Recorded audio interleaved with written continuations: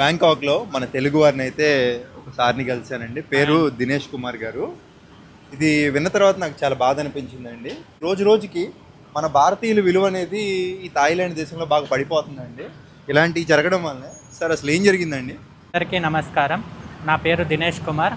నేను ఈ మధ్య బ్యాంకాక్కి వచ్చాను, థాయిలాండ్ దేశానికి. రామ్ గారు అన్న మాటతో నేను ఏకీభవిస్తున్నాను. ఎందుకంటే నాకు నిజంగా జరిగిన ఒక సంఘటన. 2 days బ్యాక్ నేను ఇక్కడ డిన్నర్ చేయడానికి ఒక రెస్టారెంట్కి వెళ్ళాను. నా పక్క టేబుల్లో ఒక తెలుగు వాళ్ళు కూర్చున్నారు. వాళ్ళకి నేను ఒక తెలుగు వాడినని తెలియదు బేసిక్గా. వాళ్ళు రెస్టారెంట్ అంటే జనరల్గా ఫ్యామిలీస్ వచ్చి భోంచేస్తూ ఉంటారు అక్కడికి. సో మన భారతీయులు అక్కడ వాళ్ళు ఆ టేబుల్లో కూర్చున్న వాళ్ళు చాలా అసభ్యకరమైన మాటలతో సంభాషిస్తున్నారు. సో అదొక పబ్లిక్ ఏరియా. సో చాలా ఫ్యామిలీస్ వచ్చి భోంచేస్తూ ఉంటాయి. అలాంటి ప్లేస్లో ఇది చేయడం తప్పు.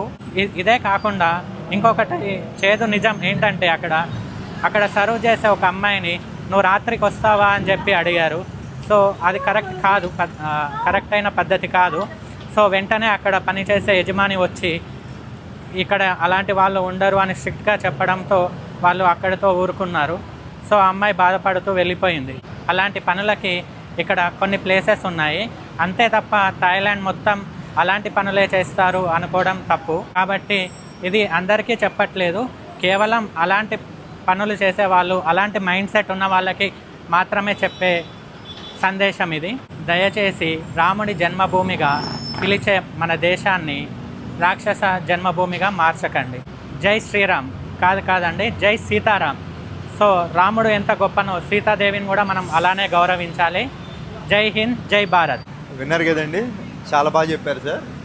నాకు తెలిసి ఎవరైతే ఆ రాక్షసులు ఉన్నారో ఇలాంటి పనులు చేసేవాళ్ళు ఇక్కడ ఈ వీడియో చూసైనా మారాలి. డెఫినెట్గా మారాలి అండి. ప్రతి ఒక్కరు మన దేశాన్ని గొప్పగా నిలబెట్టాలి అన్నది.